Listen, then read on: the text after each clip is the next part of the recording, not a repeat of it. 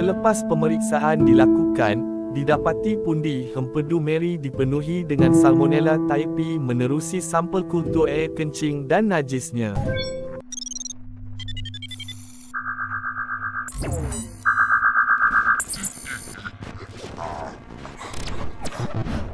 Mungkin sudah ada yang pernah mendengar kisah ini, tetapi admin mahu berkongsikannya semula untuk menyatakan bahawa betapa pentingnya suntikan typhoid terutamanya bagi para pengusaha perniagaan makanan. Kisah di mana seorang wanita yang telah menyebarkan penyakit demam kepialu sehingga boleh meragut nyawa. Seorang wanita dari Ireland berumur 14 tahun pada ketika itu berhijrah ke Amerika Syarikat untuk mencari rezeki. Dia bekerja sebagai tukang masak untuk keluarga-keluarga elit. Tangannya memang enak-enak belaka. Kerja pertama Mary di sebuah rumah orang kaya di Mamaroneck, New York pada tahun 1900 sebelum berpindah ke Manhattan. Memandangkan dirinya pembawa bakteria Salmonella typhi, kedua-dua keluarga majikannya itu telah mendapat demam dan cirit-birit di mana ia adalah sebahagian daripada gejala tifoid atau demam kepialu, manakala seorang tukang cuci meninggal dunia. Tak terhenti di situ, ahli keluarga seorang peguam yang dia berkhidmat juga alami perkara yang sama. Sebanyak 7 ke 9 orang mengalami gejala-gejala tersebut. Ketika berpindah kerja ke Long Island, 4 hingga 10 orang ahli keluarga majikannya dimasukkan ke hospital. Pada waktu itu Mary baru sahaja kerja 2 minggu. Sejak itu, Mary kerap bertukar-tukar tempat kerja, di mana setiap kali dia berhenti, pasti akan ada keluarga yang terkena jangkitan tersebut. Sehinggalah, pada tahun 1906 apabila satu wabak ganjil di New York menarik perhatian Dr. George Soper. Menurut Perkongsian Public Health Malaysia, tifoid ini lazimnya menyerang golongan miskin yang mempunyai persekitaran yang kotor. Tetapi, ia menjadi kemuskilan bagaimana wabak ini boleh menyerang orang kaya yang mempunyai persekitaran yang bersih. Dari situ, Dr. George Soper akhirnya menuding kepada seorang tukang masak yang berusia 40-an dan belum berkahwin iaitu Mary.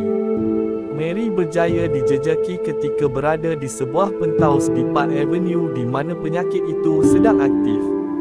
Pada waktu itu, 2 pembantu rumah terlantar di ward selain turut mengorbankan anak perempuan pemilik kediaman itu.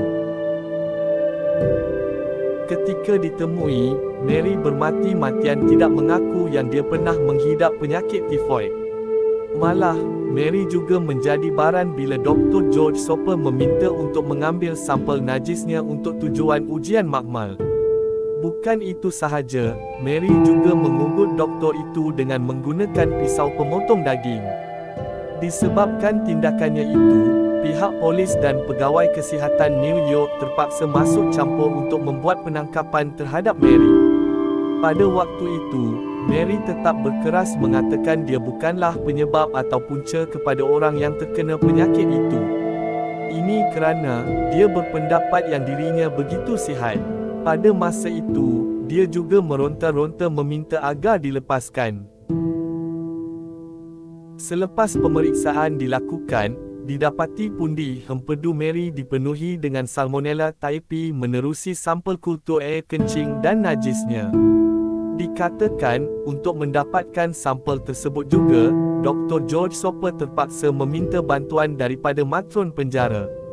Pada waktu ini juga, siasatan mendapati bahawa Mary mengaku yang dia sangat jarang membasuh tangan. Ini kerana dia merasa perkara tersebut tidaklah penting. Menurut sumber, Mary enggan menjalani pembedahan bagi membuang pundi empedunya itu mahupun berhenti kerja sebagai tukang masak dan tetap berdegil. Sejak dari itu, pihak berwajib terpaksa mengisytiharkan Mary sebagai musuh nombor 1 kesihatan awam. Lalu, Mary terpaksa diasingkan di dalam sebuah cottage di Brand tanpa dibicarakan. Pada ketika itu, Mary menganggap bahawa dirinya cuma dijadikan mangsa konspirasi kerajaannya. Pada tahun 1910, Mary dibebaskan dengan jaminan untuk kekal dengan tugasan barunya iaitu bekerja di Hospital Riverside. Namun, disebabkan pendapatannya itu tidak mencukupi, Mary kemudian menukar nama keluarganya dengan nama Brown dan berpaling tadah untuk kembali bekerja sebagai tukang masak.